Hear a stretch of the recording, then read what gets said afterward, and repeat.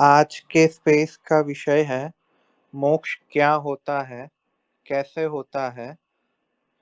और आज हम सबका सद्भाग्य है कि आज हमें इस विषय पे ज्ञान देने के लिए पूज्य स्वामी विवेकानंद जी हमारे साथ स्पेस में जुड़े हैं।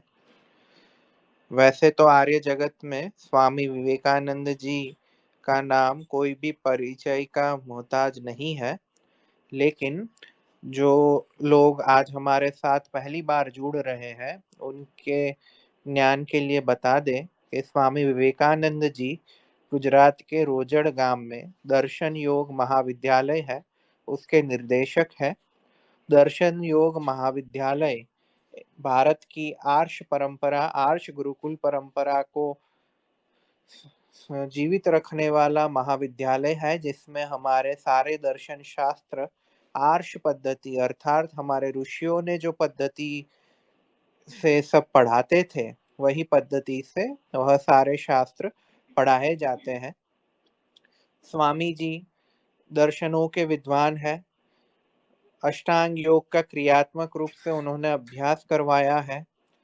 दर्शनों पे उन्होंने अनेक किताब भी लिखी है। गुजरात के राज्यपाल जी द्वारा वह सम्मानित भी हुए हैं।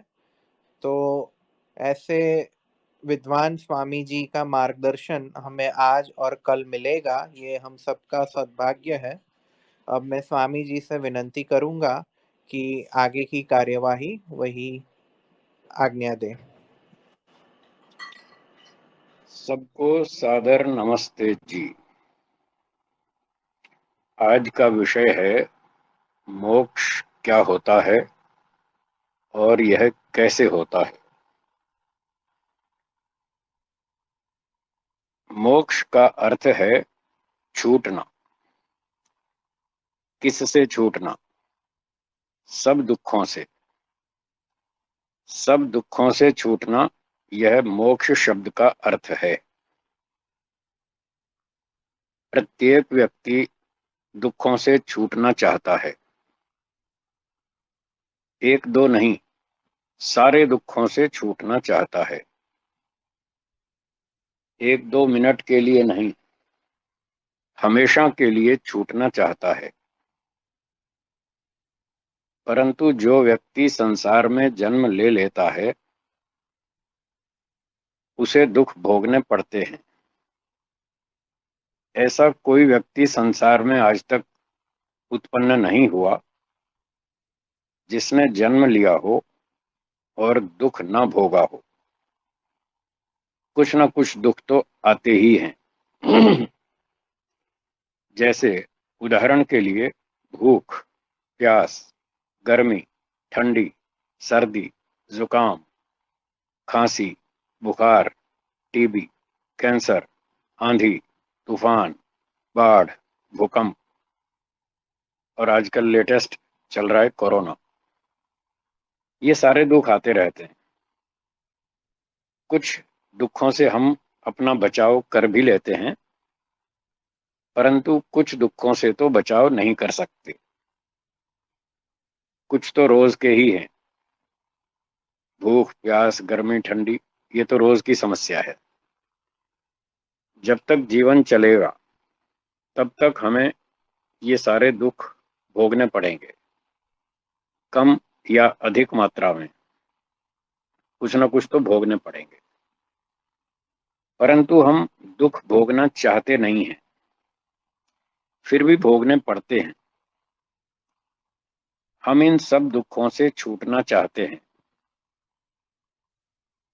तो प्रश्न ये होता है, क्या संसार में जीते जी ऐसा संभव है कि हम इन सारे दुखों से छूट जाएं, 100% सभी दुखों से छूट जाएं? इसका उत्तर है कि संसार में ऐसा संभव नहीं दिखता। हाँ, 5-6 घंटे के लिए हो जाता है। 5-6 घंटे के लिए हम सब दुखों से प्रतिदिन छूट जाते हैं। जैसे आप रात को सो जाएंगे, 10-11 बजे सो जाएंगे, सुबह 5-6 बजे उठेंगे, तो रात को जो 5-6 घंटे 7 घंटे आप अच्छी तरह गहरी नींद में सो जाते हैं, उतने समय के लिए आप सब दुखों से छूट जाते हैं।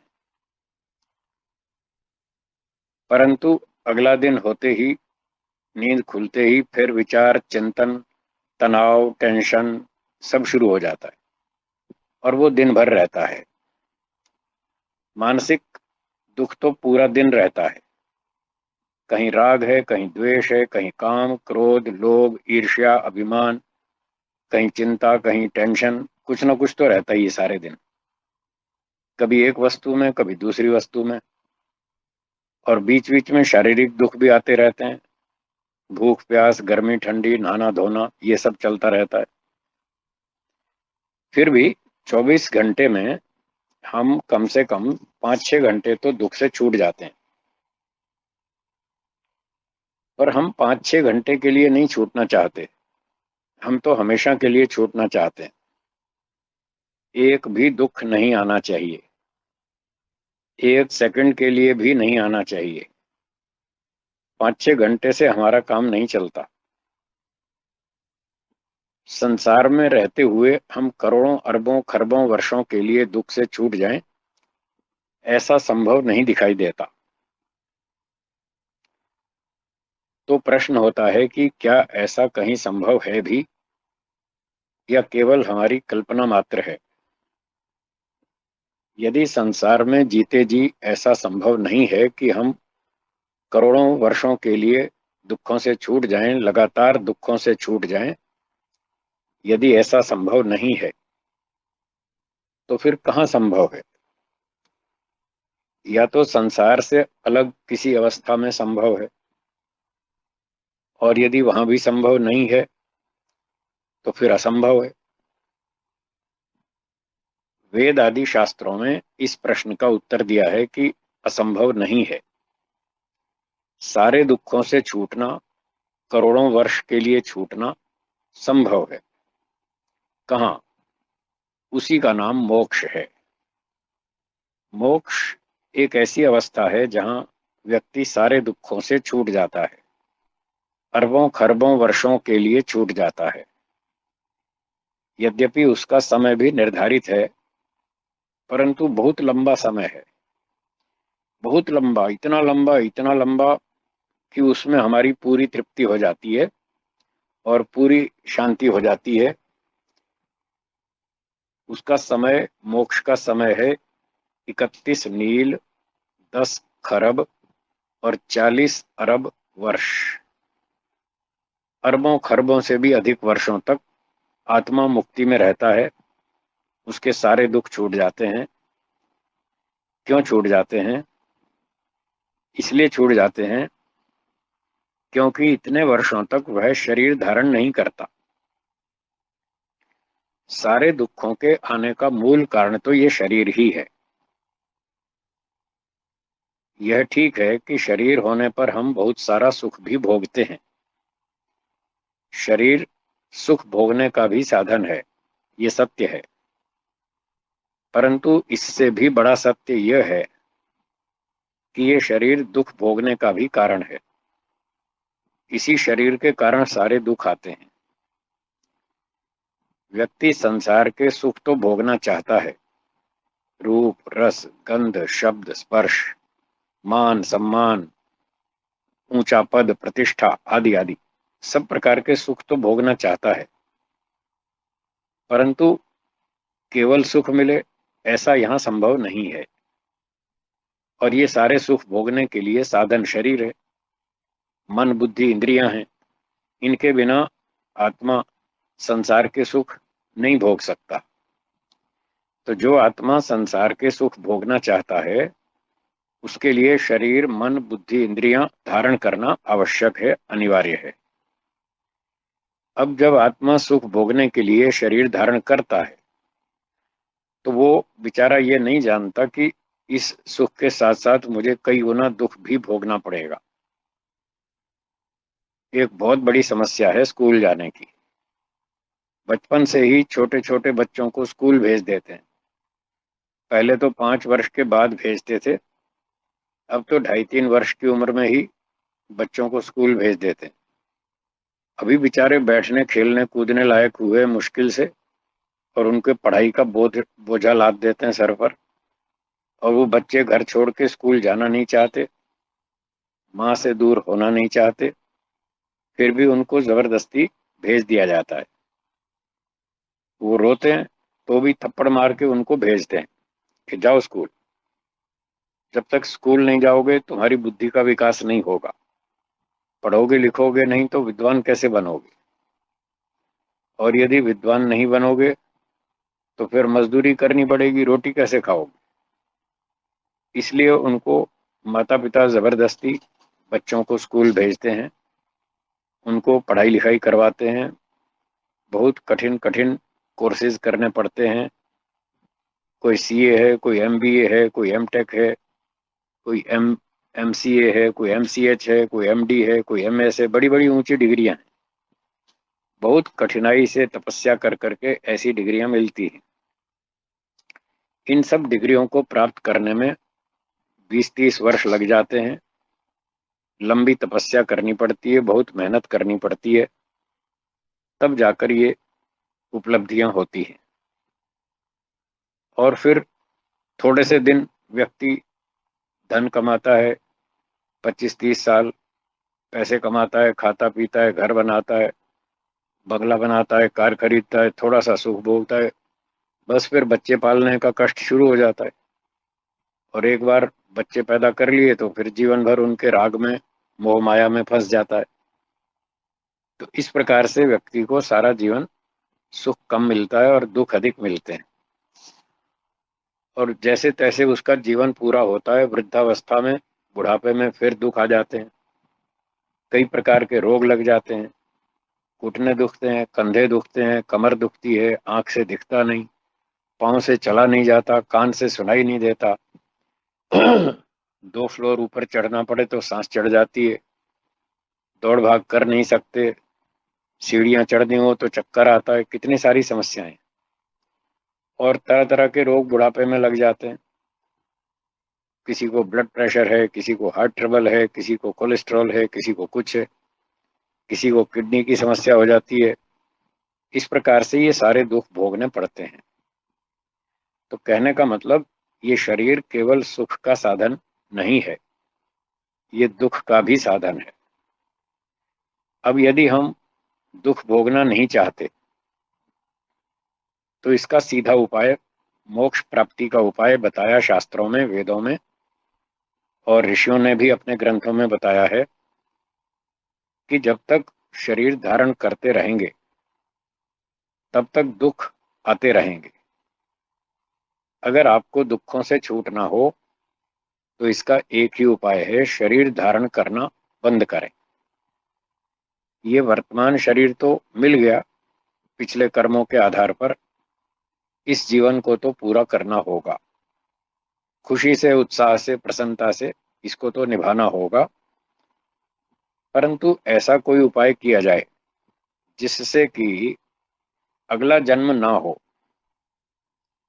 क्योंकि यदि अगला जन्म हुआ तो फिर स्कूल जाना पड़ेगा, फिर सारी पढ़ाई करनी होगी, और वही सारे दुख फिर आएंगे जो इस जीवन में हम अभी भोग रहे हैं। इस प्रकार से ऋषियों ने वेदों के आधार पर बताया कि यदि आप इन सारे दुखों से छूटना चाहते हैं तो उसका एक ही उपाय है, जन्म लेना बंद करें, अगला जन्म लेना बंद करें। इस अगले जन्म को बंद हो जाना ही, इसी का नाम मोक्ष है। तो मोक्ष में व्यक्ति सारे दुखों से छूट जाएगा, और इसके साथ साथ आत्मा केवल दुख से छूटना ही नहीं चाहता, वह सुख भोगना भी चाहता है, उसे सुख भी चाहिए, और लगातार सुख चाहिए। 2 4 5 मिनट का नहीं, 2 घंटे का नहीं, 2 दिन का सुख नहीं, करोड़ों अरबों खरबों वर्षों तक लगातार सुख चाहिए। और ऐसा बढ़िया सुख चाहिए जिससे आत्मा की इच्छा शांत हो जाए, पूरी तृप्ति हो जाए, ऐसा सुख चाहिए। अब ऐसा सुख संसार में मिलता नहीं, जो लगातार चलता ही रहे, चलता ही रहे, सुख छूटे ही नहीं। ऐसा कोई सुख यहाँ मिलता नहीं संसार में।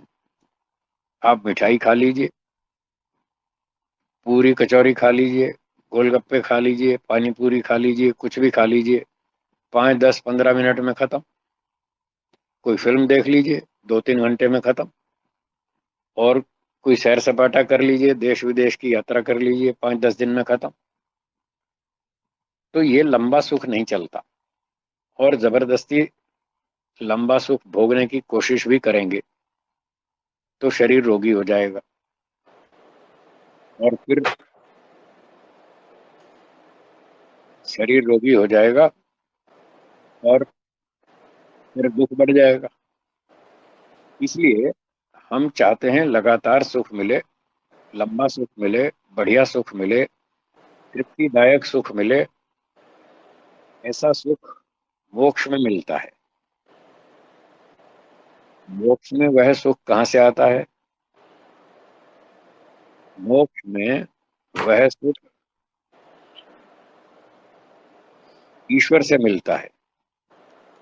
अर्थात मोक्ष में शरीर से संबंध टूट जाता है, जिसके कारण सारे दुख आने बंद हो जाते हैं, और फिर ईश्वर से संबंध जुड़ जाता है। ईश्वर में 100% आनंद ही आनंद है, सुख ही सुख है। बहुत अच्छे ऊंचे स्तर का सुख है। इतनी हाई क्वालिटी का सुख है कि उसको भोगने से पूरी तृप्ति हो जाती है, आत्मा की सब इच्छाएं शांत हो जाती हैं। आप संसार का सुख भोग लीजिए, कितना भी भोग लीजिए, इच्छा शांत नहीं होती। व्यक्ति को तृप्ति का अनुभव नहीं होता। इच्छा फिर भी बनी रहती है, बल्कि और बढ़ती जाती है। जितना जितना हम भोगों को भोगते जाते हैं, उतना उतना इच्छाएं बढ़ती जाती हैं। ये भौतिक सुख की समस्या है। परंतु मोक्ष में जो ईश्वर का सुख मिलता है, वो इतना बढ़िया उत्तम क्वालिटी का होता है, इतना उच्च स्तर का होता है कि उससे आत्मा की पूरी तृप्ति हो जाती है, सब इच्छाएं पूरी तरह से शांत हो जाती है। ऐसा सुख हम चाहते हैं। तो ऐसा सुख केवल मोक्ष में ही मिलता है। इसलिए हमको सबको मोक्ष प्राप्त करना चाहिए। जिस जिस व्यक्ति को ये बात समझ में आ जाती है कि संसार में दुख है, झंझट है, परेशानियां हैं, एक सुख मिलता है, चार दुख मिलते हैं, जिस व्यक्ति को ये बात समझ में आ जाती है, वह मोक्ष की तैयारी शुरू कर देता है और मोक्ष का मार्ग ढूंढता है। वेदों और ऋषियों के ग्रंथों में मोक्ष का मार्ग बिल्कुल स्पष्ट लिखा है। मैं पिछले 40, 42, 44 वर्षों से इन वेदों को पढ़ता हूँ, दर्शन शास्त्रों को पढ़ता हूँ, पढ़ाता हूँ, और दूसरा कोई कार्य व्यवसाय नहीं करता। लगभग पिछले 44 साल से मैं इस काम में लगा हुआ हूँ। मुझे ये मार्ग समझ में आया तो मैं सिर्फ मोक्ष की ही बात सोचता हूँ। स्वयं भी पुरुषार्थ करता हूँ, दूसरों को भी सिखाता हूँ, दूसरों को भी बताता हूँ कि मोक्ष के बिना हमारा कल्याण नहीं होगा। तो आप लोग भी इस विषय पर चिंतन करें, विचार करें, संसार में दुख है इस बात को समझने का प्रयास करें। जैसे जैसे ये समझ में आएगा कि संसार में दुख है, वैसे वैसे आपको भी मोक्ष प्राप्ति की इच्छा उत्पन्न हो जाएगी। जिसको संसार में दुख नहीं दिखता, उसको मोक्ष की इच्छा नहीं होगी, क्योंकि उसको सुख चाहिए, और उसको संसार में सुख मिल ही रहा है। खाना पीना, मोटर गाड़ी, मकान बंगला, नौकर चाकर, सोना चांदी, रुपया पैसा, सब चीजों का सुख मिल ही रहा है। तो जिसे केवल इतना ही दिखता है कि संसार में सुख है और दुख समझ में नहीं आ रहा, वो संसार को नहीं छोड़ेगा। उसको संसार छोड़ने की इच्छा नहीं होगी। वेद आदि शास्त्रों में लिखा है कि जब व्यक्ति को संसार में दुख दिखता है, तब वो मोक्ष की बात सोचता है। तब वो विचार करता है कि इन दुखों से बचना चाहिए, छूटना चाहिए। फिर वो उपाय ढूंढता है। तो शास्त्रों में बताया कि मोक्ष का उपाय है तत्व ज्ञान। अब हम इस बात पर चिंतन विचार करेंगे कि मोक्ष कैसे मिलता है, मोक्ष का रास्ता क्या है। वेद आदि शास्त्रों में बताया है कि मोक्ष का मार्ग है तत्व ज्ञान प्राप्त करना। वेदों में 3 कार्य करने को बताए हैं। केवल ज्ञान से मोक्ष नहीं होगा। आप लोग हिंदी सामान्य भाषा में ज्ञान बोलते हैं, गुजरात के लोग ज्ञान या इस तरह से बोलते हैं। हम उसको हिंदी संस्कृत में उसका उच्चारण ज्ञान है। तो मैं ज्ञान बोलूं, आप समझ लीजिएगा, जिसको आप ज्ञान अथवा ज्ञान बोलते हैं उसी बात को मैं ज्ञान शब्द से बोल रहा हूं। तो वेदादि शास्त्रों में बताया है कि तत्व ज्ञान मोक्ष प्राप्ति का उपाय है। तत्व ज्ञान प्राप्त होने पर फिर हमारा कर्म भी बदल जाएगा। अभी तो बहुत सारा मिथ्या ज्ञान है, अविद्या है, जो हमारे इस बंधन का कारण है। ये मिथ्या ज्ञान क्या है? भ्रांति, अविद्या, इल्यूजन, इसको मिथ्या ज्ञान कहते हैं। जैसे कि कुछ उदाहरण हैं जो मिथ्या ज्ञान को स्पष्ट करते हैं। एक मिथ्या ज्ञान का एक भाग है, जो वस्तुएं अनित्य हैं उनको नित्य समझना।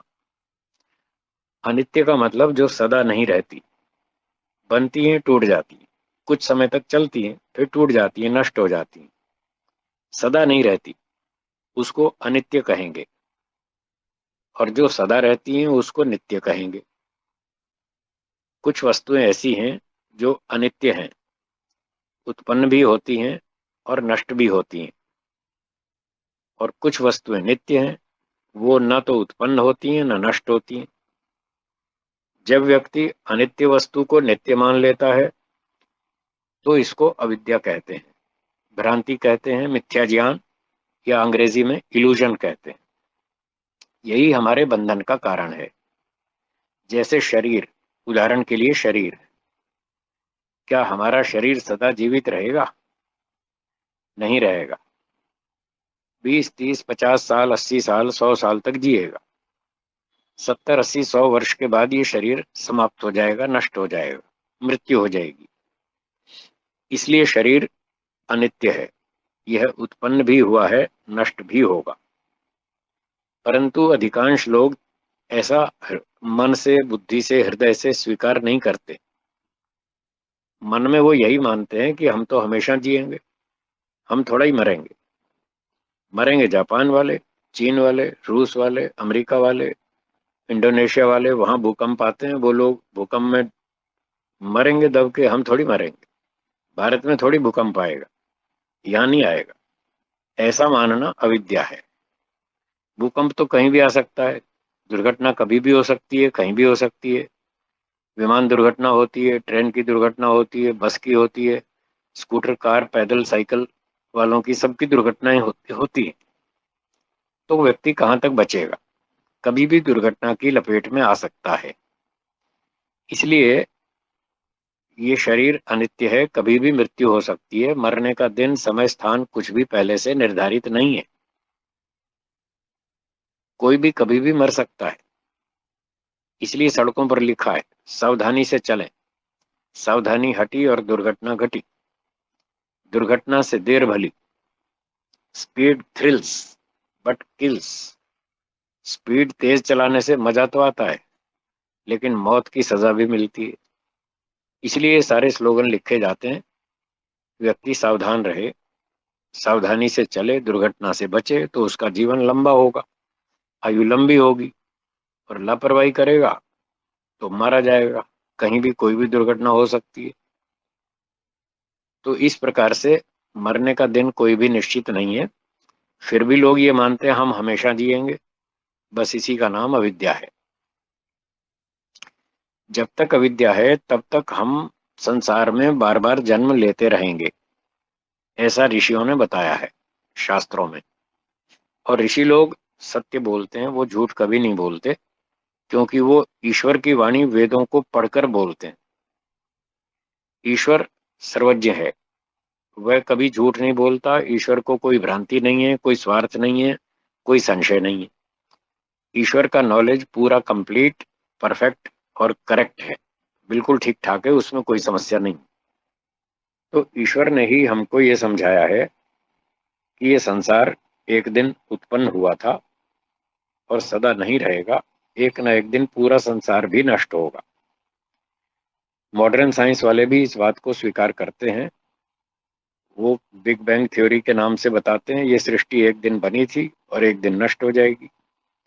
नष्ट होने के बाद फिर दोबारा बनेगी और फिर चलेगी और फिर नष्ट हो जाएगी। यही बात वेदों में बताई है। तो इस प्रकार से ये संसार अनित्य है। फिर भी यदि इसको हम नित्य माने तो ये अविद्या होगी।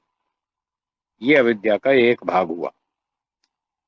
अब अविद्या का दूसरा भाग है कि संसार में बहुत सी अशुद्ध वस्तुएं हैं और लोग उनको शुद्ध माने बैठे।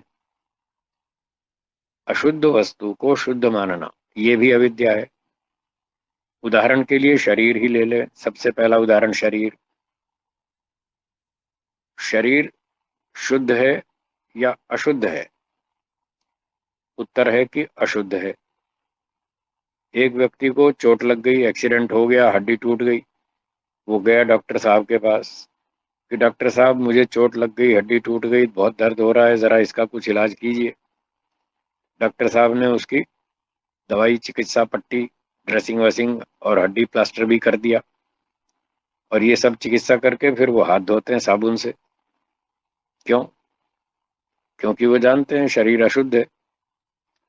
रोगी को एक इंजेक्शन लगाते हैं और उस पर कितने ही हजारों कीटाणु आ जाते हैं, बैक्टीरिया आ जाते हैं। उस सुई को, इंजेक्शन वाली सुई को, या तो फेंक देते हैं या उसे कुकर में बॉईल करते हैं बहुत देर तक, तब जाके बैक्टीरिया मरते हैं। वो जानते हैं ये शरीर अशुद्ध है। दांत के डॉक्टर पूरा दिन दांत की चिकित्सा करते हैं और हर रोगी की चिकित्सा के बाद हाथ धोते हैं। वो जानते हैं कि शरीर बहुत अशुद्ध है। तो फिर भी संसार के लोग इस अशुद्ध शरीर को शुद्ध मानते हैं, बड़ा सुंदर मानते हैं, शुद्ध मानते हैं और सुखदायक मानते हैं। ये सब अविद्या है। सुंदरता अलग चीज है, शुद्धता अलग चीज है। कोई कोई शरीर देखने में सुंदर हो सकता है, वो हम उसका निषेध नहीं कर रहे, लेकिन वो शुद्ध नहीं है। हर शरीर में करोड़ों बैक्टीरिया हैं, उसमें बीसियों रोग हैं छिपे हुए, जो समय समय पर प्रकट होते रहते हैं। परंतु जब व्यक्ति किसी सुंदर शरीर को देखता है तो उसे सुंदर के साथ साथ शुद्ध भी मानता है, उसे रोग रहित, बिल्कुल स्वस्थ मानता है। ये अविद्या है। तो ऐसी अविद्या जब तक बनी रहेगी तब तक बंधन चालू रहेगा, बार बार अगला जन्म लेना पड़ेगा। इसी प्रकार से संसार में सुख भी है। खाना पीना, घूमना फिरना, सैर सपाटा, मौज मस्ती, गीत संगीत, नाचना गाना, इन सब चीजों में सुख है, ये ठीक बात है। परंतु इन सुखों के पीछे बहुत सारा दुख भी छिपा है, बहुत सारी चिंताएं, टेंशन भी छिपी हैं। एक व्यक्ति ने कार खरीद ली, मान लीजिए मर्सिडीज कार खरीद ली 75 लाख रुपए की। बहुत अच्छी कार है, बहुत महंगी कार है, बड़ी सुखदायक है, बहुत सुविधाएं हैं। ये ठीक है, उस कार में सैर करता है, सुख लेता है। परंतु उससे पूछिए इस कार के पीछे टेंशन कितनी है, चिंता भी तो है उसको। कोई चोर चुरा लेगा, कोई एक्सीडेंट ठोक देगा ट्रक वाला, और कहीं चोट चाट लग गई, हाथ पैर टूट गए, मर भी सकते हैं। कार चोरी भी हो सकती है। फिर पेट्रोल से चलती है, उसका पेट्रोल भी बहुत खर्चा आता है, महंगा बहुत हो गया पेट्रोल। और फिर कभी ये भी डर लगता है कोई पड़ोसी वड़ोसी उधार ना मांग ले।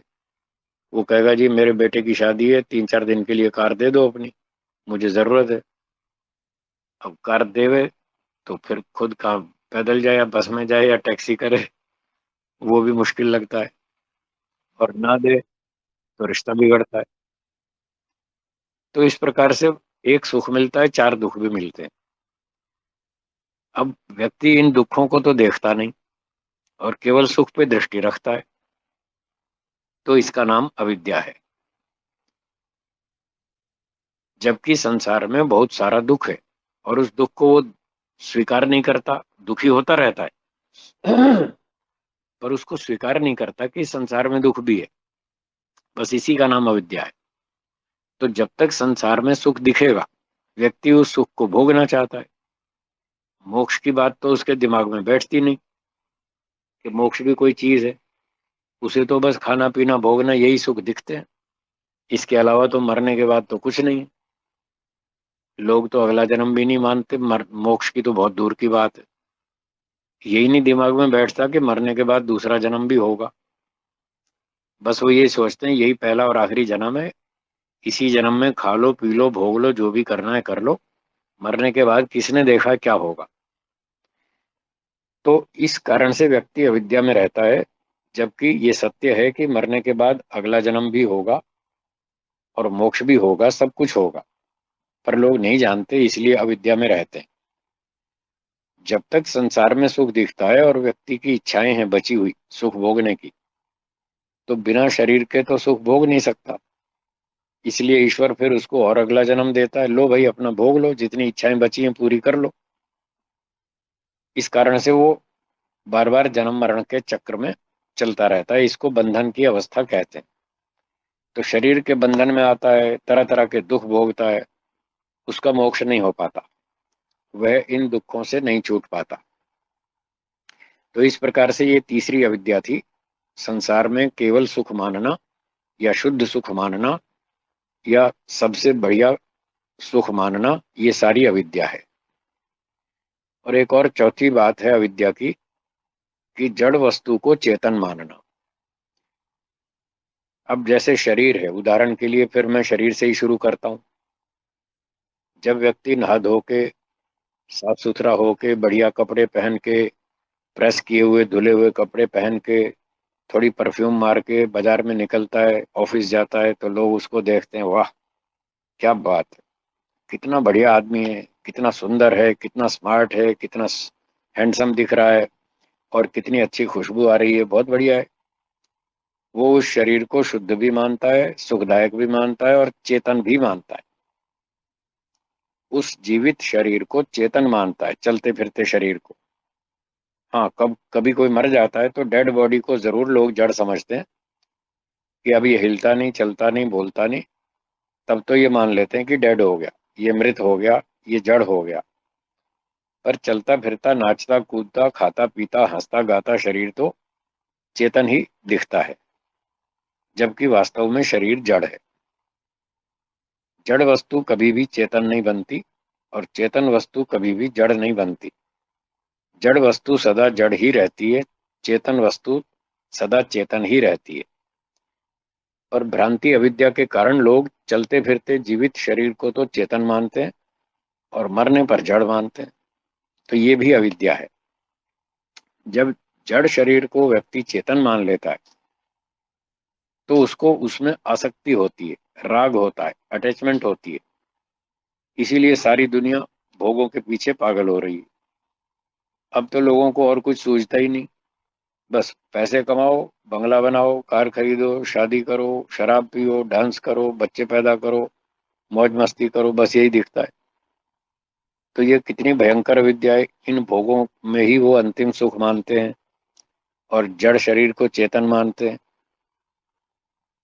ये तो जब कभी किसी की मृत्यु हो जाती है और बॉडी डेड हो जाती है, तब उसको थोड़ी देर के लिए समझ में आता है कि ये शरीर तो जड़ है।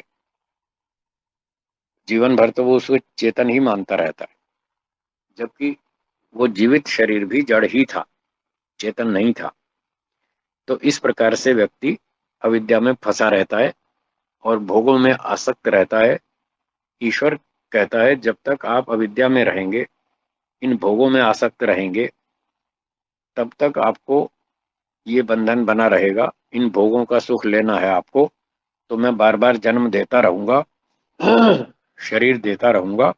आप अपना कर्म करते रहो और फल भोगते रहो, जन्म लेते रहो, सुख भी भोगो और दुख भी भोगो।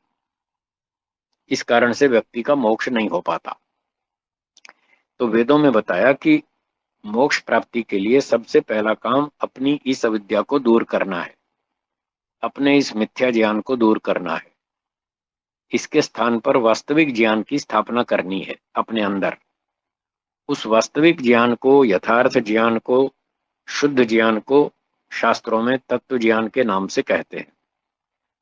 तत्व ज्ञान मतलब वास्तविक ज्ञान, जो वस्तु जैसी है उसको ठीक ठीक वैसा जानना, समझना, स्वीकार करना और उसके अनुकूल आचरण करना, ये तत्व ज्ञान का स्तर कहलाता है। तो मोक्ष का उपाय यही बताया कि तत्व ज्ञान प्राप्त करें। किस वस्तु का तत्व ज्ञान प्राप्त करें? तो वेदों में बताया मुख्य रूप से 3 वस्तुएं हैं। एक ईश्वर है, दूसरा आत्मा है और तीसरा ये संसार है, प्रकृति। इन 3 तत्वों का वास्तविक ज्ञान प्राप्त करना है। वास्तविक ज्ञान ये है कि प्रकृति दुखदायक है, यहां सुख एक मिलता है, दुख 4 मिलते हैं। ये संसार जड़ वस्तुएं इस प्रकार की हैं। ये प्रकृति है या संसार के विषय में तत्व ज्ञान है। और दूसरी वस्तु आत्मा है। आत्मा के विषय में भी ऐसा ही तत्व ज्ञान है कि आत्मा अल्पज्ञ, अल्पशक्तिमान है। वह सर्वज्ञ नहीं, सर्वशक्तिमान नहीं। वह हमको सुख भी देता है, दुख भी देता है। कुछ लोगों से हमको सुख मिलता है, कुछ लोगों से दुख मिलता है। एक ही व्यक्ति कभी सुख देता है, कभी दुख देता है। तो एक भी व्यक्ति ऐसा हमको नहीं दिखता संसार में जो हमें 100% सुख दे पाए, 100% हमारे दुखों को दूर कर दे। एक भी व्यक्ति में इतना शक्ति सामर्थ्य नहीं है। ये आत्मा के विषय में तत्व ज्ञान है। तो जब व्यक्ति को ये समझ में आता है कि ना तो जड़ वस्तुएं 100% सुख दे सकती हैं, खाना पीना, सोना चांदी, रुपया पैसा, मकान, मोटर गाड़ी, नौकर चाकर, ये सारी जड़ वस्तुएं कोई भी हमें 100% सुख नहीं दे सकती। और चेतन भी 100% सुख नहीं दे सकते। माता पिता, भाई बहन, पति पत्नी, नौकर चाकर, मित्र दोस्त यार संबंधी, कोई भी हमको 100% सुख नहीं दे सकता। ये दोनों पदार्थों के विषय में व्यक्ति को जब तत्व ज्ञान हो जाता है तो धीरे धीरे इन वस्तुओं में उसे आसक्ति नहीं रहती और इनसे आकर्षण हटने लगता है, घटने लगता है, धीरे धीरे कम होता जाता है। हाँ, जीवन चलाने के लिए इन वस्तुओं का, जड़ वस्तुओं का प्रयोग तो कर लेना चाहिए और वो व्यक्ति प्रयोग कर लेता है। भूख लगने पर खाना खा लेता है, नींद आए तो सो जाता है, ठंडी लगे तो कंबल ओढ़ता है, गर्मी लगे तो पंखा एसी चलाता है, यात्रा करनी हो तो ट्रेन बस कार में विमान में यात्रा कर लेता है। और माता पिता से, एक दूसरे से, मित्रों से, रिश्तेदारों से सहयोग लेता भी है और देता भी है। जीवन चलाने के लिए ये सब करना आवश्यक है, इतना वो कर लेता है। पर इन चीजों से सुख की आशा नहीं रखता, सुख नहीं लेता इन चीजों से। ये उसको तत्व ज्ञान हो चुका, इसलिए इन वस्तुओं में आसक्ति नहीं होती। जैसे कोई धर्मशाला में रहता है, धर्मशाला का कमरा है, वो 3 दिन के लिए उसको मिला है, वो 3 दिन कमरे में रहता है, पूरी सुविधाओं का लाभ उठाता है, 3 दिन बाद छोड़ के निकल जाता है। उसको धर्मशाला के कमरे से कोई आसक्ति, अटैचमेंट नहीं होती, क्योंकि उसने समझ लिया है कि मैं 3 ही दिन का मेहमान हूं, उसके बाद मुझे छोड़ना है। तो जैसे उसको धर्मशाला के कमरे में रहने पर भी, सारी वस्तुओं का उपयोग करने पर भी कोई आसक्ति, अटैचमेंट नहीं होती, ऐसे ही जिसको तत्व ज्ञान हो जाता है वो समझ जाता है कि बस यहाँ टाइम पास करना है। जड़ वस्तुओं से भी अपने जीवन रक्षा का लाभ ले लो, चेतनों से भी अपना सहयोग ले लो। अपना मुख्य उद्देश्य तो मोक्ष प्राप्ति है। उस मोक्ष की तरफ हमको चलना है, पुरुषार्थ करना है। दूसरों को भी हम सहयोग देंगे और दूसरों से जो हमको सहयोग मिल सकता है उतना ले लेंगे। मोह माया आसक्ति किसी में नहीं रखेंगे। इस प्रकार का तत्व ज्ञान हो जाने पर फिर उसे संसार में कोई आकर्षण नहीं रहता, बस काम चलाऊ वो वस्तुओं का लाभ लेता रहता है। तो ये तत्व ज्ञान हुआ 2 वस्तुओं के विषय में, संसार और जीवात्मा। अब तीसरी वस्तु ईश्वर है। जब ईश्वर के विषय में चिंतन विचार करता है, शास्त्रों को पढ़ता है, तो उसे पता चलता है ईश्वर सर्वज्ञ, सर्वशक्तिमान, न्यायकारी, आनंद स्वरूप, सर्वव्यापक, निराकार, हमारा सबसे बड़ा हितकारी, माता पिता, गुरु, आचार्य, राजा, न्यायाधीश है। इससे बड़ा कोई हितकारी हमारा नहीं है, न था, न है, न होगा। ईश्वर हमें सदा से सुख दे रहा है और हमारे सब कर्मों का हिसाब रखता है, ठीक ठीक न्याय से कर्मों का फल देता है। कभी हम पर अन्याय नहीं करता, कभी हमसे धोखाधड़ी नहीं करता। जो लोग हम पर अन्याय करते हैं, बल्कि उनको भी दंड देता है, उनसे हमारी रक्षा करता है। हम जो अच्छे काम करते हैं उसको हम उस अच्छे कर्म का हमको अच्छा फल देता है। कभी बुरे करते हैं तो दंड भी देता है।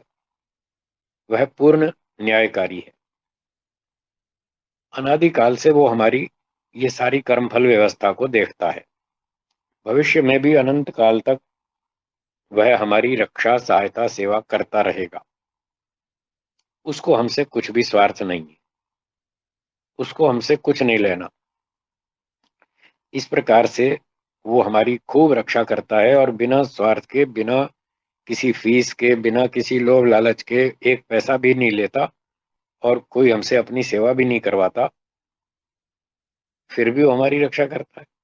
जब इस तरह से व्यक्ति सोचता है, ईश्वर के विषय में समझता है, तो उसको ईश्वर में रुचि उत्पन्न होती है। फिर ये भी पता चलता है कि ईश्वर ही उसे मोक्ष दे सकता है। कोई संसार का राजा, कोई न्यायाधीश, कोई मनुष्य, कोई प्रधानमंत्री उसे मोक्ष नहीं दे सकता, उसके हाथ में नहीं है। सिर्फ ईश्वर के पास ही है मोक्ष। इस प्रकार से फिर वेदों में बताया, जब ये समझ में आ जाए कि मोक्ष ईश्वर ही देगा, तो फिर ईश्वर की भक्ति, उपासना, ध्यान, मेडिटेशन व्यक्ति करता है और उसकी स्तुति करता है, उससे प्रार्थना करता है और कहता है, हे ईश्वर, आप बस अब मुझे मोक्ष दे दीजिए।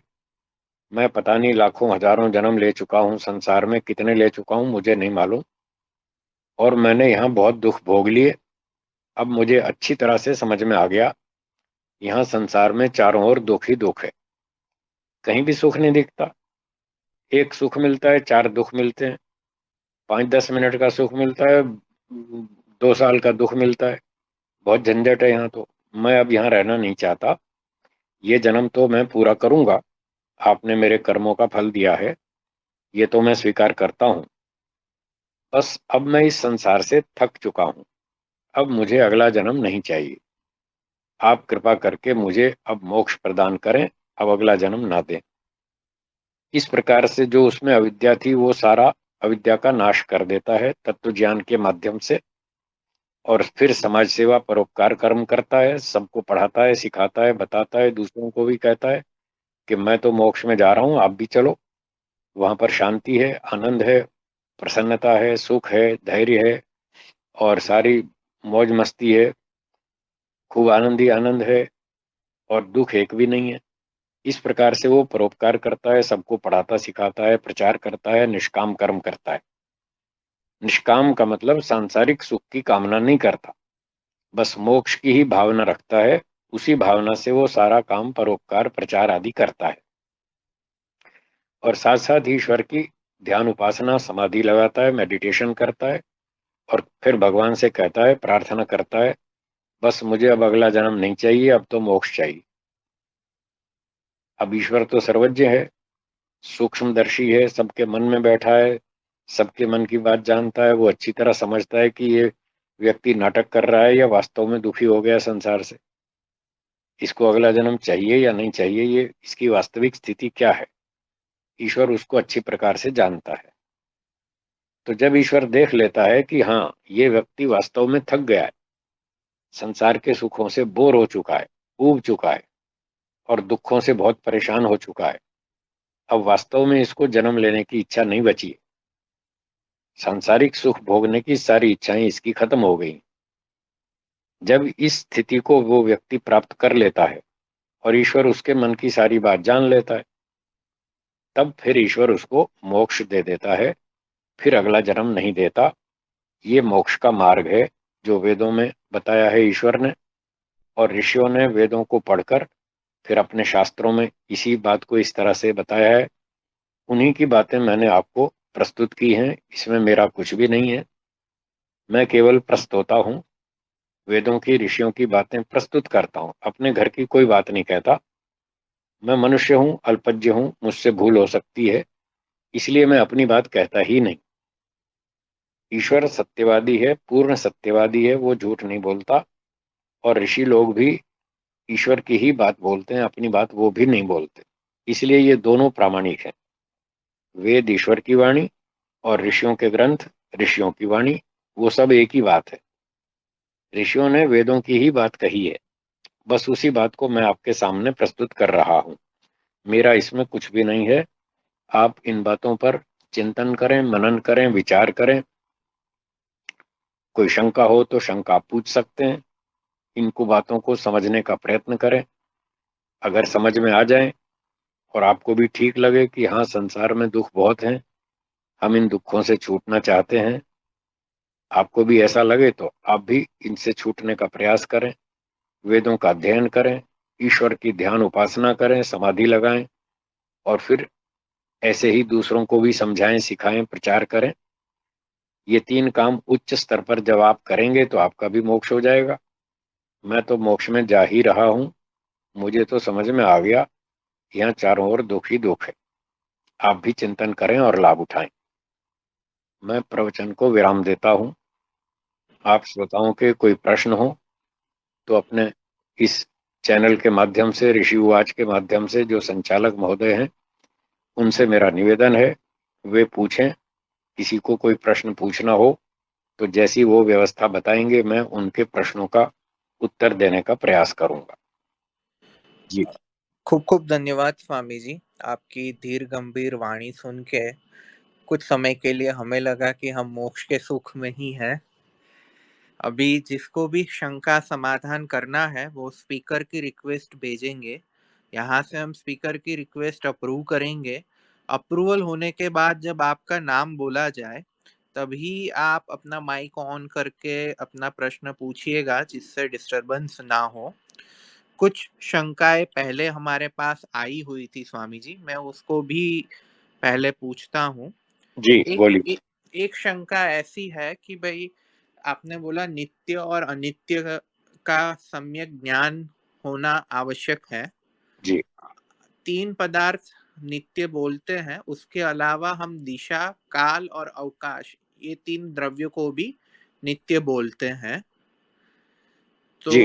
एक जिज्ञासा ऐसी आई थी कि भाई ये जो अवकाश है और पंच महाभूतों का जो आकाश है, ये दोनों एक है या दोनों अलग अलग है? क्योंकि पंच महाभूतों की तो उत्पत्ति होती है, वह नित्य नहीं रहते हैं। तो हम्म। कृपया इसका समाधान करिए। इसका समाधान ये है कि ये दोनों अलग अलग चीजें हैं। जो नित्य अवकाश है उसमें कुछ भी नहीं है, वो कोई परमाणु नहीं है। न वो उत्पन्न होता है, न नष्ट होता है। वो खाली स्थान का नाम है। उसको आकाश या अवकाश भी कहते हैं। वो अलग चीज है। और पंचमहाभूतों में जो सांख्य दर्शन की प्रक्रिया में आकाश की उत्पत्ति तन्मात्रा से बताई, शब्द तन्मात्रा से, इसमें बहुत छोटे सूक्ष्म परमाणु होते हैं। इस आकाश की उत्पत्ति भी होती है और प्रलय के समय इसका विनाश भी होता है। इसलिए दोनों आकाश अलग अलग चीज हैं। जी। ठीक है, धन्यवाद स्वामी जी। अब एक क्यूट प्रिंसेस जी का नाम से आईडी जो है, उनसे जी। आग्रह है आप अपना माइक चालू कर प्रश्न पूछें। जी। एक्चुअली मेरा क्वेश्चन है कि if our ultimate goal is to get moksha, तो फिर भगवान ने हमें यहाँ पे भेजा है क्यों? अगर उनको हम उनके पास ही हमें बुलाना था तो फिर यहाँ पे भेजा है किस लिए? वहीं पे क्यों नहीं रख लिया? आपकी आवाज थोड़ी स्पष्ट कम है, मैं समझ नहीं पाया उनका आपका प्रश्न। हाँ, हाँ, आप बता दीजिए। हाँ, उनका प्रश्न यह है कि अगर जीवात्मा का अंतिम लक्ष्य मोक्ष पाना है तो हम्म। परमात्मा ने उसको सृष्टि में ही क्यों भेजा, उसको सीधा ही मोक्ष क्यों नहीं कर दिया? जी, बहुत अच्छा प्रश्न है, इसका उत्तर सुनिए। ये तीन वस्तुएं अनादिकाल से हैं, ईश्वर, आत्मा और प्रकृति। ये कभी उत्पन्न नहीं हुई, और न कोई पहला दिन था, न कोई पहली सृष्टि थी जब आत्मा ने कर्म करने शुरू किए हों। ये तो अनादिकाल से चल रहा है। Time is infinite. समय भी अनादिकाल से चल रहा है और अनंत काल तक चलता रहेगा। ये आत्मा भी अनादिकाल से है, ये अनादिकाल से कर्म कर रहा है। और ईश्वर न्यायकारी है, वो अनादिकाल से इनके आत्माओं के कर्मों का फल दे रहा है। तो यदि एक दिन आरंभ हुई होती सृष्टि, सबसे पहली सृष्टि कभी बनी होती, आरंभ हुई होती, तब तो ये प्रश्न ठीक था जो आपने पूछा है कि उसको सीधा ही मोक्ष में क्यों नहीं डाल दिया, उसको यहाँ कर्म करने के लिए क्यों भेज दिया। पर ऐसा तो है नहीं। सत्य तो यही है कि पहली सृष्टि नाम की कोई चीज नहीं है। जब से आत्मा है तभी से वो कर्म कर रहा है। आत्मा अनादिकाल से है, इसलिए कर्म भी अनादिकाल से कर रहा है, और ईश्वर उसके कर्मों का फल दे रहा है। अब खास बात यह समझने की है कि आत्मा अल्प शक्तिमान है, सर्वशक्तिमान नहीं है। अल्पज्ञ भी है, सर्वज्ञ भी नहीं है। तो अल्पज्ञ तथा अल्प शक्तिमान होने के कारण वो अनंत कर्म नहीं कर सकता। वो सीमित कर्म करता है, लिमिटेड कर्म करता है। और न्याय की बात यह है कि यदि कर्म लिमिटेड हो तो फल भी लिमिटेड होगा, कर्म अनलिमिटेड हो तो फल भी अनलिमिटेड होगा। अब एक व्यक्ति एक कंपनी में नौकरी करता है, एक महीना काम करता है, उसको एक महीने की सैलरी मिल जाती है। वो कहता है मुझे और सैलरी चाहिए। तो कंपनी कहती है कि और काम करो। 10 महीने काम करेगा तो 10 महीने की तनख्वाह मिलेगी, 10 वर्ष काम करेगा तो 10 वर्ष की तनख्वाह मिलेगी। जितना काम करेगा उतनी तनख्वाह मिलेगी। ऐसा नहीं होगा कि वो काम करे 1 वर्ष और तनख्वाह मिले 40 वर्ष की। ऐसा नहीं होगा, क्योंकि ये न्याय नहीं है। तो इसी प्रकार से जितने कर्म होंगे उसी हिसाब से ईश्वर न्यायपूर्वक फल देगा। आत्मा अल्पज्ञ अल्पशक्तिमान है, इसलिए वह अनंत कर्म नहीं कर सकता, लिमिटेड कर्म ही करेगा। तो न्याय का नियम यह है कि जब कर्म लिमिटेड है तो फल भी लिमिटेड होगा। इसलिए मुक्ति फल भी एक सीमा तक है, जिसकी सीमा मैंने शुरू में बताई थी, 31 नील, 10 खरब, 40 अरब वर्ष। तो इतने वर्ष तक आत्मा मोक्ष में रहेगा, उसके बाद फिर वापस संसार में आएगा, फिर यहाँ नए कर्म करेगा और फिर दोबारा मोक्ष में जाएगा, फिर वहां इतना समय मोक्ष में रहकर फिर वापस आएगा। इस प्रकार से सदा मोक्ष में जाता रहेगा और आता रहेगा। एक बात जो ये आती है कि ईश्वर ने संसार में उसको भेजा ही क्यों, वो सीधा ही मोक्ष में डाल देता। इसका उत्तर ये है कि सीधा इसलिए नहीं डाल सकता क्योंकि ईश्वर न्यायकारी है। न्यायकारी व्यक्ति वह होता है जो बिना कर्म के फल नहीं देता। आपकी कंपनी वाले भी अपने नौकरों को मुफ्त में तनख्वाह नहीं देते। वो कहते हैं पहले काम करो फिर तनख्वाह मिलेगी। कोई राजा न्यायकारी हो, वो भी अच्छे अच्छे काम करने वाले सैनिकों को, जो देश की रक्षा करते हैं, उनको ही पुरस्कार देता है, सम्मान देता है। अथवा कोई कलाकार हो, संगीतकार हो, या और भी कोई विशेष देश के लिए काम करने वाले लोग हों, तो कर्म करने के बाद ही राजा उनको पुरस्कार देता है, स्वामी जी क्षमा ऐसे चाहूंगा, मुफ्त में स्वामी नहीं जी, देता। स्वामी जी, जय श्री राम। हाँ जी। मैं क्षमा हाँ जी। चाहूंगा, एक सवाल मेरे मन में है, जैसे आपने बोला आत्मा मोक्ष की मेरी प्राप्ति मेरी मेरी बात करने पूरी के होने बाद। दीजिए, मेरी बात पूरी होने दीजिए, मेरी बात पूरी होने दीजिए, बीच में मत काटिए। फिर आप पूछिएगा, मैं आपको मना नहीं करता। मेरी बात बस आधा मिनट और बची है। मैं ये कह रहा था कि जब अनंत कर्म नहीं किए तो अनंत काल तक मोक्ष में नहीं रहेगा, और जब ईश्वर न्यायकारी है तो मुफ्त में मोक्ष नहीं देगा, हमको वो कर्म करवाएगा, उसके बाद मोक्ष देगा। अब मेरी बात पूरी हो गई, अब बोलिए आपका प्रश्न। जी जय बोलिए। श्री राम सर भाई को। जी मेरा सवाल ये था, मतलब जैसे आपने बताया कि मोक्ष की प्राप्ति है, जैसे हमने अब जैसे हम गीता में बताया कि मोक्ष की प्राप्ति के फिर दोबारा आपको जो है 84 लाख योनि का जन्म नहीं लेना पड़ेगा, वो है मोक्ष। ऐसा नहीं है, यानी आप कि अपनी मान्यता, आप अपनी मान्यता मत रखिए, आप अपनी शंका पूछिए। आपको शंका क्या पूछनी है? शंका ये ये शंका होगी ना कि समाधान का जो कार्यक्रम है। गीता में बताया यहाँ गया। बहस सर बहस करने की बात नहीं है ये। पहले में मेरी बात तो सुनेंगे बहस आप सर, इसमें कोई बात नहीं, आप शंका कोई बहस नहीं पूछिए, करनी। शंका पूछिए। शंका पूछ रहा हूँ ना जी। मैं शंका समाधान के लिए बैठा हूँ। वही तो आप वही तो अपनी मान्यता रख रहे हैं। मान्यता नहीं रख रहा हूँ सर, गीता में बताया कि आपको 84 लाख योनि की मुक्ति का नाम भाई है जो। भाई इनको बंद करो, इनको बंद करो, इनको बोलना नहीं आता। जिसको शंका पूछनी हो प्रेम से, नम्रता से, सभ्यता से अपनी शंका पूछे। ये शंका नहीं पूछ रहे, जी इनको मैं बंद कर दीजिए। नम्रता से ही मेरे सवाल। हमारा कार्यक्रम खराब मत कीजिए, हमारा कार्यक्रम खराब मत कीजिए। जिसको नम्रता से शंका पूछनी हो पूछ सकता है, अपनी मान्यता मत रखिए। यहाँ शास्त्रार्थ का कार्यक्रम नहीं है।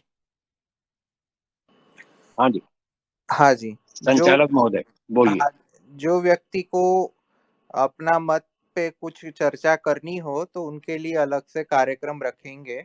हाँ यहाँ पे केवल शंका समाधान करिए, जी शास्त्रार्थ के अलग मंच और अलग कार्यक्रम होता जी है।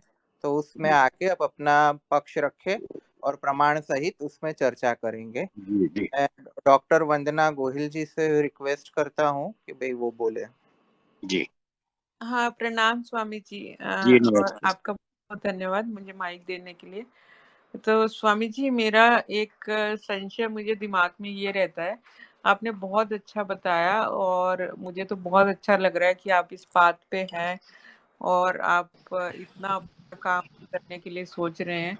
तो मैं भी स्वामी जी चाहती हूँ और कोशिश कर रही हूँ बहुत सालों से कि कुछ अच्छा ही करूं, और तीर्थ वगैरह तो सब कर लिए हैं और अच्छा काम करने की कोशिश करूं, ज़्यादा से ज़्यादा लोगों की हेल्प करूं। लेकिन फिर भी स्वामी जी, मेरा प्रोफेशन ऐसा है डॉक्टर वाला, जैसे कोई पेशेंट आया मान लो, मुझे पता है कि वो पेशेंट को बहुत सीरियस है वो पेशेंट, उसके बाद भी अगर मान लो पेशेंट टूटा हुआ है बिल्कुल, उसको ऐसे लग रहा है कि भाई 2 साल उसकी जिंदगी है, तो वो उसको ऐसे लग रहा है कि अभी मैं मर जाऊं, तो झूठ बोलना पड़ता है कई बार। मेरा व्यवसाय ऐसा है कि मेरे को उसको बोलना पड़ता है कि नहीं आप ठीक हो जाओगे, आप थोड़ा सा हौसला रखो, आप ठीक हो जाओगे, आपको कुछ नहीं होगा। तो ऐसे उनको थोड़ी सी काउंसलिंग टाइप की करनी पड़ती है। क्या उसको वो झूठ बोलना क्या ठीक है? मतलब वैसे तो वो किसी के फायदे के लिए हम बोल रहे हैं, तो वो लोग बोलते हैं कि आपने आधा हमारी बीमारी ठीक कर दी। पर अंदर से ये लगता है कि ये तो झूठ था वैसे तो, क्योंकि इसका तो पता है कि ये ठीक नहीं होगा। तो जी जी उसके लिए मुझे थोड़ा सा बता दीजिए आप प्लीज। जी जी। तो जैसे आपने बताया कि अंदर से खुटखुट तो होती है कि हम झूठ बोल रहे हैं और हमें पता है ये ठीक तो होगा नहीं, फिर भी हम उसको दिलासा देने के लिए ऐसा कह देते हैं कि हाँ तुम ठीक हो जाओगे। पर ऐसा झूठ बोलने से लाभ क्या हुआ? क्या वो रोगी बच जाता है? मरता तो फिर भी है। तो इसलिए वेदों का सिद्धांत ये है कि रोगी के सामने झूठ नहीं बोलना चाहिए। अब आप कहेंगे जी अगर हम उसको सच बता दें कि बस अब तुम तो मरोगे, तो वो बेचारा परसों मरता आज मरेगा, 2 दिन और जल्दी मर जाएगा। तो मैं ये नहीं कह रहा कि उसको इस तरह से बताया जाए कि वो आज ही झटका खा के मर जाए। मैं ये कहना चाहता हूँ वेदों का सिद्धांत है सत्य बोलना चाहिए। कैसे बोलना चाहिए? उसको थोड़ा मीठा बना के बोलना चाहिए। एक तो उसके परिवार वालों को, जो उसके साथ अटेंडेंट लोग आए हैं, उनको तो स्पष्ट बता दें कि रोगी की वास्तविक स्थिति ये है, ये बचने वाला नहीं है। 1 दिन 2 दिन हो सकता है काट जाए, इससे ज्यादा शायद नहीं चल पाएगा। तो परिवार वालों को तो स्पष्ट बता दें। और रोगी खुद जानना चाहे कि भाई जी मेरा क्या होगा, तो उससे कहें भाई देखो हम कोशिश कर रहे हैं, अब हम कोई परमात्मा तो है नहीं, संसार का नियम है, जो भी यहाँ आता है उसको जाना तो पड़ता ही है। और हम कोशिश कर रहे हैं, बाकी भगवान मालिक है, हमसे जितना होगा हम पूरी कोशिश करेंगे, आप चिंता ना करें। आप इन बातों को ना सोचें, प्रसन्न रहें, मस्त रहें, खुश रहें, विश्राम करें, ज्यादा टेंशन ना उठाएं। तो हम अपनी ओर से पूरी कोशिश कर रहे हैं। इस प्रकार से बात को गोल गोल कर दें, झूठ ना बोलें और उसको पूरा सच भी ना बताएं कि बस अब 24 घंटे बचे हैं और 24 घंटे के बाद तुम्हारी मृत्यु हो जाएगी। ऐसा कहने पर लोगों को ये लगता है कि वो उसको झटका खाएगा और तत्काल ही मर जाएगा। और वैसे वास्तव में अगर कोई इस तरह से बताने पर, सच बताने पर रोगी मर भी जाए, तो इसमें जो डॉक्टर है वो दोषी नहीं माना जाएगा। क्यों नहीं माना जाएगा? क्योंकि डॉक्टर को ईश्वर ने कहा है सत्य बोलो, उसने सत्य बोला। अब इस सत्य बोलकर वो रोगी झटका खाता है, तो इसमें झटका खाने वाले का दोष है, रोगी का दोष है, या रोगी के परिवार वालों का दोष है? बचपन से लेकर के और सारे जीवन भर उसके परिवार वालों ने उसको ये कभी भी नहीं सिखाया कि हमको एक दिन मरना है, एक दिन संसार छोड़ के जाना है। जब ये बात जीवन भर उसको नहीं सिखाई गई और आज उसको अंतिम समय पर बताया जाए कि तुम मरोगे, तो इसका दोषी तो वो लोग हैं जिनको सिखाना चाहिए था। अगर बचपन से उन्होंने सिखाया होता रोगी को, या हर व्यक्ति को ये सिखाया जाता कि हमेशा नहीं जिएंगे, एक ना एक दिन तो जाना है, संसार छोड़ के जाना है, जो आता है वो जाता है, ऐसा अगर उसको सिखाया जाता बचपन से, तो आखिरी समय पर जब डॉक्टर सच बोलेगा कि भैया बहुत जीना जी लिया, खा लिया, पी लिया, देख ली दुनिया, बस अब तैयारी करो, अब जाने का समय आ गया है, देखते हैं कितने दिन चलेंगे, भगवान की मर्जी है, भगवान को पता है, हमारे हाथ में तो सब कुछ है नहीं। बड़े बड़े डॉक्टर ऑपरेशन करके फिर यही कहते हैं, देखो साहब हमसे जो हो सकता था हमने तो कर दिया, आगे तो भगवान से प्रार्थना करो, वही मालिक है। तो ये बातें बचपन से हर आदमी को सिखाई जानी चाहिए। यदि ये सिखाई जाएंगी तो डॉक्टर को झूठ नहीं बोलना पड़ेगा। आज उसको इसलिए झूठ बोलना पड़ता है कि इसके दोषी वो लोग हैं, उसके माता पिता, परिवार के लोग, टीचर लोग, जिन्होंने उसको मरना कभी भी नहीं सिखाया।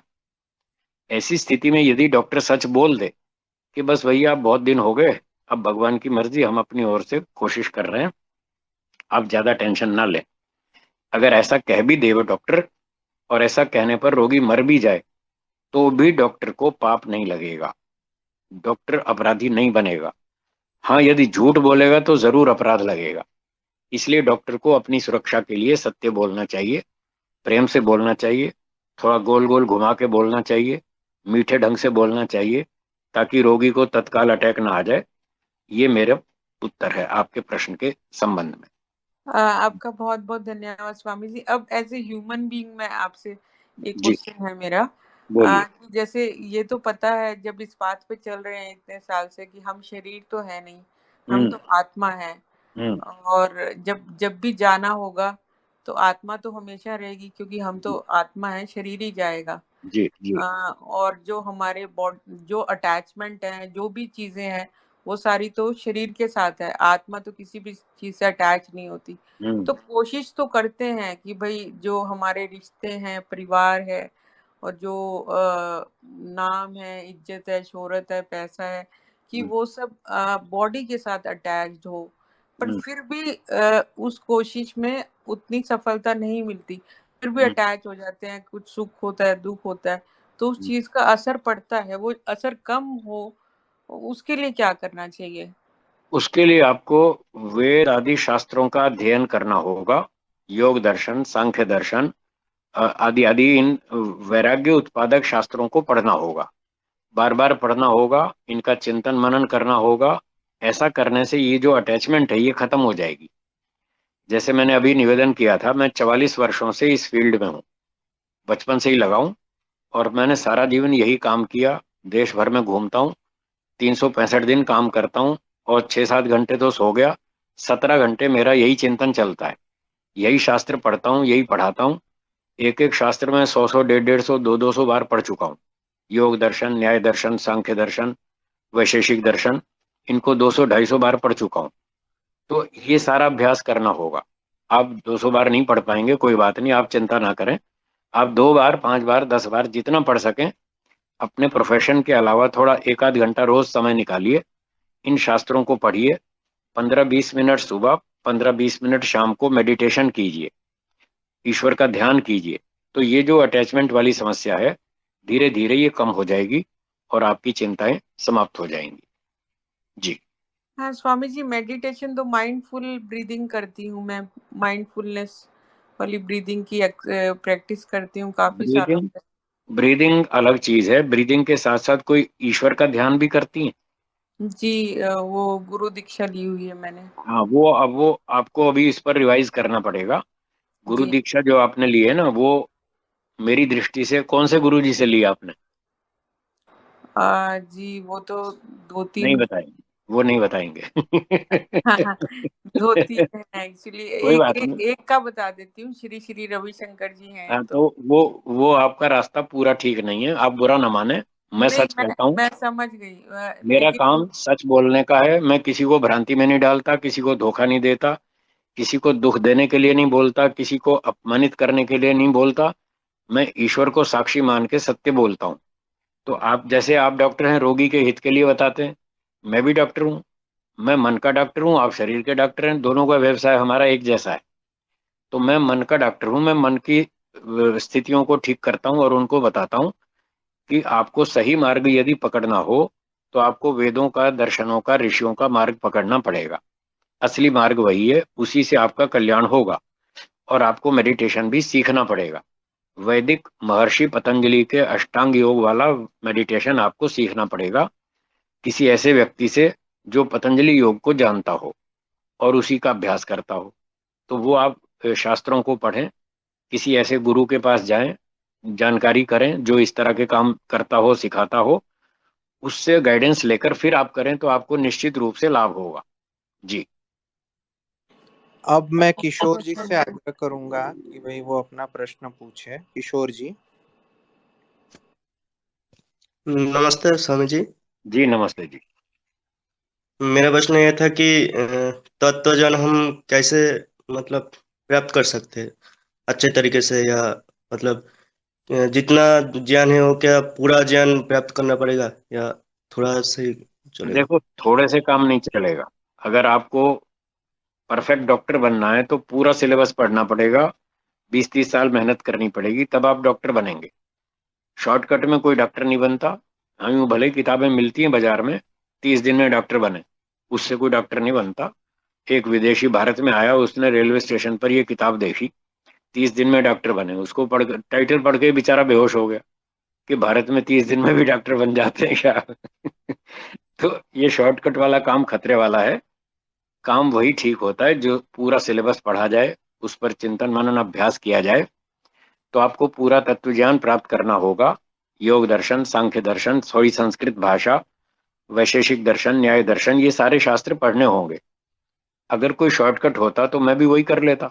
मैं क्यों 44 साल से लगा हूं इस लाइन में, क्यों इतनी तपस्या करता हूँ, 25 साल से तो जंगल में रहा, घर छोड़ दिए, मुझे 41 साल हो गए, आज तक घर वापस नहीं गया, सब दुनिया की मोह माया छोड़ दी। तो ये, जिसको पूरा रिजल्ट चाहिए तो उसको तपस्या भी पूरी करनी पड़ेगी, जो शास्त्र के नियम हैं वो पूरे पालन करने पड़ेंगे।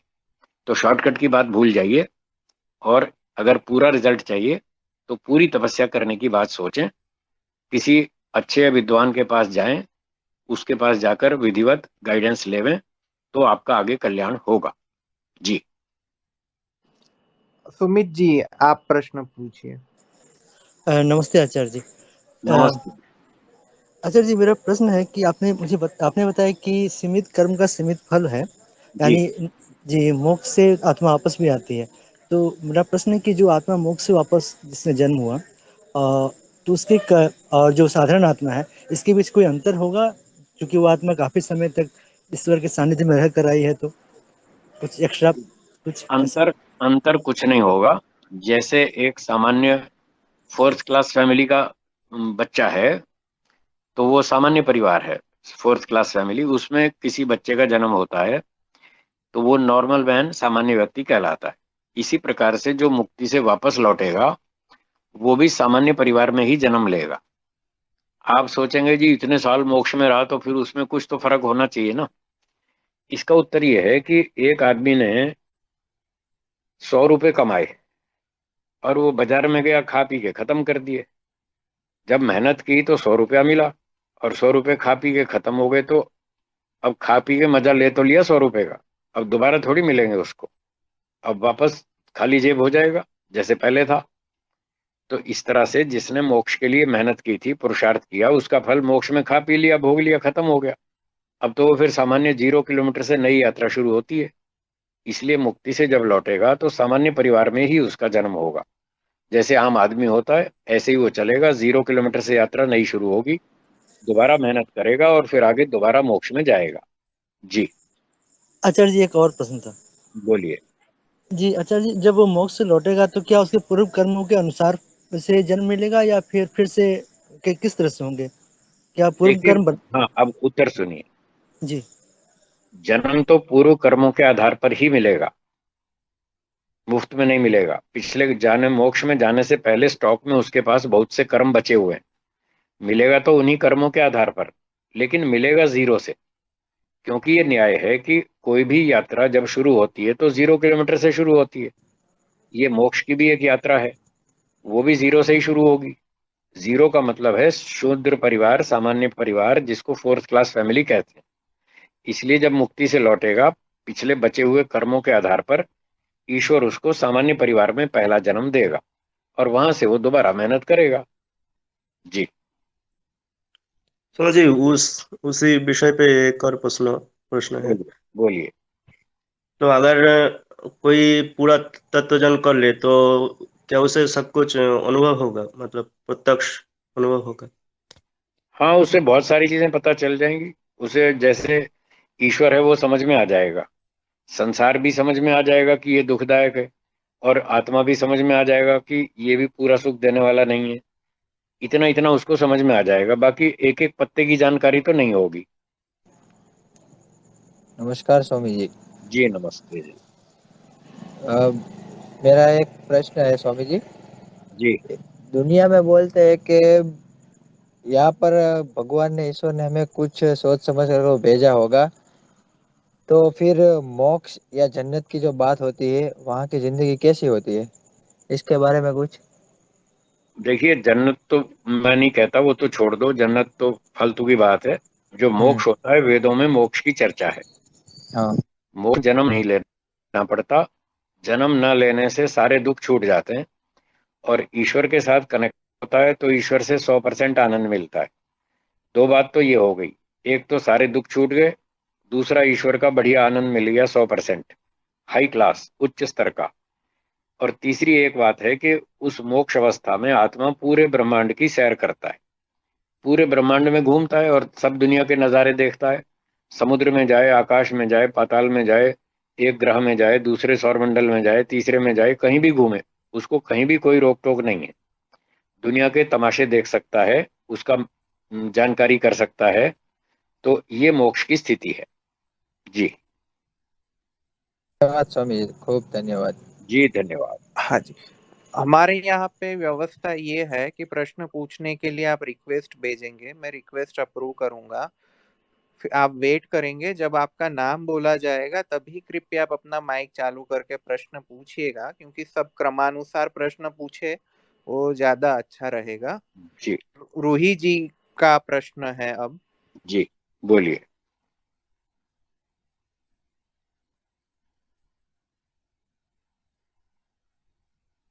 रूही जी, आप रूही, प्रश्न बोलिए। आप अपना हाँ जी, स्पीकर चालू हाँ कर। जी, हाँ जी। जी बोलिए। नमस्ते स्वामी जी।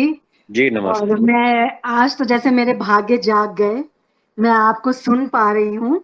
जी मैं व्हाट्सएप पे और फेसबुक पे आपकी धार्मिक शिक्षाएं, वैदिक शिक्षाएं, आपके आर्टिकल्स मैं पढ़ती रहती हूँ। जी जी आप जैसे आज जगत के सुप्रसिद्ध वेदज्ञ विद्वान, आज ओजस्वी वक्ता से की मैं आवाज सुन पा रही हूँ। आपका बहुत बहुत अभिनंदन। मतलब मैं आज गदगद हो गई हूँ आपकी जो है वाणी सुनकर। जी मेरा भी एक धन्यवाद। प्रश्न है, जो जी आपने जी मोक्ष के बारे में इतना सुंदर, इतने विस्तार से और सरल भाव से आपने जो है बताया है जी कि उसमें अवधि क्या रहती है, मतलब एक कार्यकाल क्या रहता है कि हम पुरुषार्थ करते हैं और मोक्ष को प्राप्त करते हैं, तो वो एक अवधि क्या सब मनुष्यों की अलग अलग होती है कि सबकी एक ही अवधि होती है, दोबारा जब वो फिर से वो जन्म लेता है? तो ये मेरा प्रश्न था। मोक्ष आत्माएं सब एक जैसी होती हैं, सबके लिए मुक्ति का काल बराबर है, और वो है 31 नील, 10 खरब और 40 अरब वर्ष। सबके लिए बराबर समय है। जब इतना समय मोक्ष में आत्मा आनंद भोग लेता है, तब उसको ईश्वर वापस संसार में दोबारा भेजता है। जी धन्यवाद जी, जी धन्यवाद। धन्यवाद जी धन्यवाद। अभी मैं नितिन जी से आग्रह करूंगा वो अपना प्रश्न पूछे। जी जी, सभी को नमस्ते।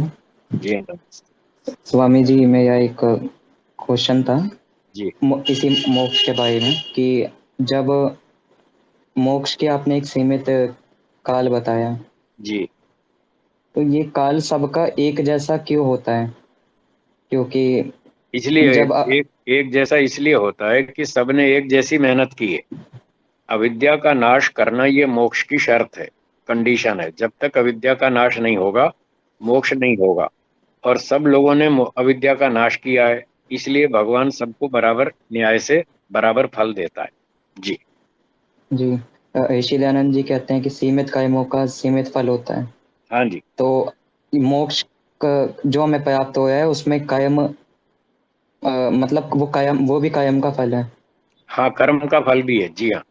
तो सबके कायम तो भिन्न भिन्न होंगे, मतलब कुछ भिन्नता तो होगी। तो कुछ तो मोक्ष का भिन्नता होती है, कुछ तो भिन्नता होती है, लेकिन वो जो मोक्ष मिलता है उस कर्म के अतिरिक्त उसमें दो चीजें और भी हैं। एक है तत्व ज्ञान और एक है समाधि, उपासना। तो ज्ञान, कर्म और उपासना तीनों का फल मोक्ष है। अकेले कर्म का फल नहीं है, अकेले ज्ञान का फल मोक्ष नहीं है, अकेली उपासना का फल मोक्ष नहीं है। तीनों का सामूहिक फल है। तो उतने कर्म करने पर जो मोक्ष मिलता है वो तभी मिलता है जब तक व्यक्ति की पूरी अविद्या का नाश न हो जाए। और जब अविद्या का नाश हो जाता है, उसके लिए तत्व ज्ञान बहुत जरूरी है। और ये तत्व ज्ञान कोई दो चार जन्म में नहीं होता, हजारों जन्म, लाखों जन्म, करोड़ों जन्म भी लगते हैं। इसलिए हम पूरी व्यवस्था को नहीं जानते। अगर आप ऋषि दयानंद जी को प्रमाण मानते हैं, तो ऋषि दयानंद जी ने ही ये बात लिखी है कि सबको मोक्ष में समान काल की मुक्ति मिलती है, काल में कोई अंतर नहीं है। ये ऋषि दयानंद जी का ही प्रमाण है, सत्यार्थ प्रकाश के 9वें समोल्लास में आप पढ़ सकते हैं। जी एक एक अंतिम प्रश्न था, बोलिए। वो ये कि जब अविद्या नष्ट हो जाती है जी। व्यक्ति की, तो उसके कर्माशय संचित रहते हैं, कुछ पुण्य और पाप, या शून्य हो जाते हैं दोनों? कर्माशय उसका पाप पुण्य बचा रहता है, शून्य नहीं होता। यदि शून्य हो जाएगा तो मुक्ति से लौटते समय तो बैलेंस जीरो है, तो उसको जन्म कैसे मिलेगा? ईश्वर फ्री में तो देता नहीं, वो न्यायकारी है, कर्म के आधार पे फल देता है। जब मुक्ति से आत्मा लौटेगा तो उसको पहला शरीर जब दिया जाएगा, तो उसके लिए कर्म चाहिए। इसलिए मोक्ष में जाने से पहले ईश्वर उसके कुछ कर्म बचा के रखता है स्टॉक में। उन्हीं बचे हुए कर्मों से ईश्वर मुक्ति से लौटने के बाद पहला जन्म देता है। जी। स्वामी जी, योग दर्शन में ये बात चौथे पाद के तीसरे सूत्र में आती है, व्यास भाष्य में, कि पाप और पुण्य कर्म का जो कर्माशय है, ये इसका समूल नाश हो जाता है। तो वो इसका मतलब शास्त्र क्या निकाला जाए? आपने आपने किसी गुरुजी से पढ़ा योग दर्शन या नहीं स्वयं नहीं पढ़ा? नहीं, जो व्यास भाष्य का हिंदी अनुवाद है स्वामी सत्यपति जी का, हाँ, क्या लिखा है उसमें? उसमें मैं अभी पढ़ देता हूँ। वहां पढ़ के सुनाइए।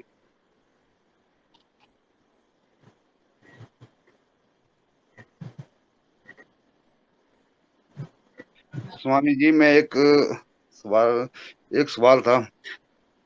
ये भास्कर जी, संचालक। आपका नाम जब बोला जाए तब आप बोलिए कृपया। अभी नहीं, हाँ, अभी मेरी एक आवाज प्रश्न चल आपको रहा है। सुनाई दे रही है? हाँ जी, जिनका प्रश्न चल रहा है वो व्यास भाष्य पढ़ के सुनाइए। जी स्वामी जी, ये तीसरा सूत्र है, तत्क्लेश कर्म निवृत्ति। ततः क्लेश कर्म निवृत्ति, हाँ। ये तीसरा तो सूत्र है? नहीं, 30वां, 30। 30वां, हाँ 30, बोलिए, पढ़िए। इसमें व्यास भाष्य में, हाँ, धर्ममेध समाधि के लाभ से अविद्या आदि कलेश समूल नष्ट हो जाते हैं। हाँ जी। पुण्य अपुण्य कर्माशय समूल नष्ट हो जाते हैं। हाँ, इसका पुण्य उत्तर है, अपुण्य कर्माशय समूल नष्ट हो जाते हैं। इसका क्लेश तात्पर्य और ये है, इसका जी उत्तर जी सुनिए। इसका तात्पर्य ये है कि जो भविष्य के, जो वो सकाम कर्म कर सकता था वो नहीं करेगा, वो नष्ट हो गए। जो भूतकाल के हैं वो तो स्टॉक में हैं, वो तो पड़े रहेंगे, वो बिना फल भोगे कैसे नष्ट हो जाएंगे? कौन नष्ट करेगा? ईश्वर तो करेगा नहीं। ईश्वर तो बिना फल दिए वो नष्ट करता नहीं। वो तो फिर जी अन्यायकारी हो जाएगा। बिना फल दिए तो नष्ट करते तो ईश्वर अन्यायकारी होगा। इसलिए उसका तात्पर्य है कि भविष्य में योगी व्यक्ति फिर सकाम कर्म नहीं करेगा, क्योंकि उसकी अविद्या आदि क्लेश नष्ट हो चुके हैं। उसका ये तात्पर्य समझना चाहिए, भविष्य में नहीं स्वामी जी, जो करेगा। कैमाशय शब्द आया है, उसका भाई आप योग उसका दर्शन मतलब को कम जानते हैं, मैं आपसे अधिक जानता हूँ। मेरी बात सुनो ध्यान से, जी जी मेरी जी बात ध्यान से सुनिए। आप मुझसे कम जानते हैं। जी। आपने 2 4 5 10 बार पढ़ा होगा, मैंने 250 बार हाँ जी। पढ़ा है योग दर्शन, और मैं हाँ जी। 40 साल से पढ़ा रहा हूँ। और मैं स्वामी सत्यपति जी का साक्षात शिष्य हूँ।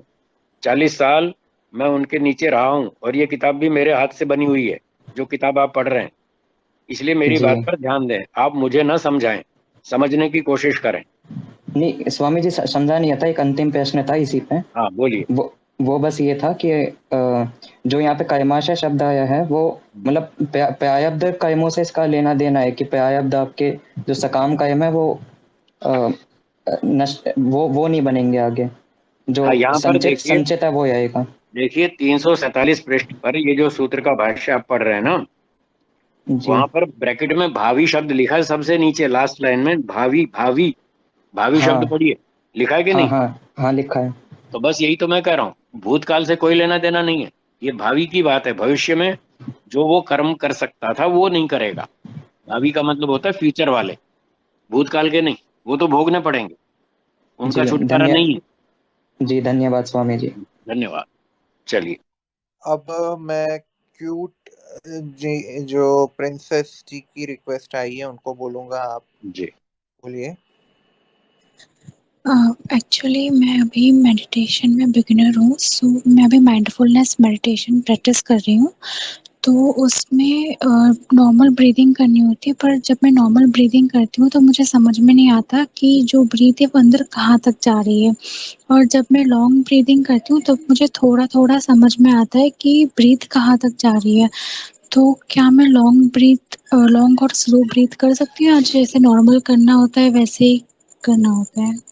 इस बात को हम यहाँ नहीं समझा सकते, आपको प्रैक्टिकल किसी शिविर में जाके साक्षात बैठ के बताना होगा।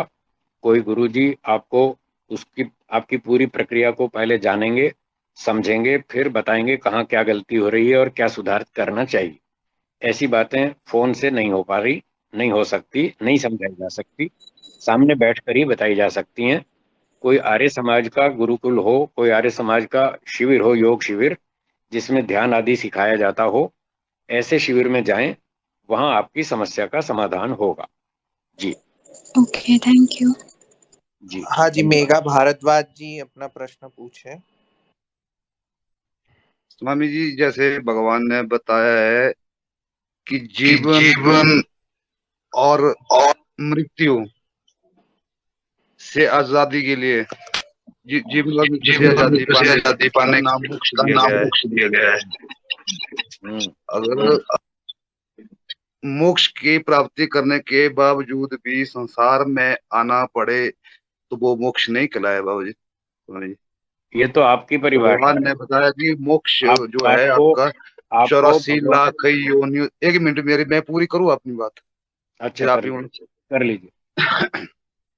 कि भगवान ने बताया कि जन्म और मृत्यु से आजादी की मुक्ति, मतलब ना फिर आपको जन्म लेना पड़ेगा, ना आपकी मृत्यु होगी, ना आपको 84 लाख योनियों में भटकना पड़ेगा। तो उसका नाम बताया गया है मोक्ष। तो मेरा मतलब है मोक्ष उस आदमी को प्राप्त होगा जो मतलब फिर जन्म और मृत्यु से वो आजाद हो जाएगा। तो आपकी शंका क्या है? महाभारत के काल में युधिष्ठिर जी महाराज को भी मोक्ष नहीं मिला था, आपने उसको शंका तो कोई स्वर्ग रखी मिला नहीं, था। आपकी शंका तो स्वर्ग कोई मिला आई था। नहीं अभी तक। मैं उस आपकी शंका स्वर्ग का उत्तर देने के लिए बैठा हूं, आपकी बातें सुनने के लिए नहीं बैठा हूं।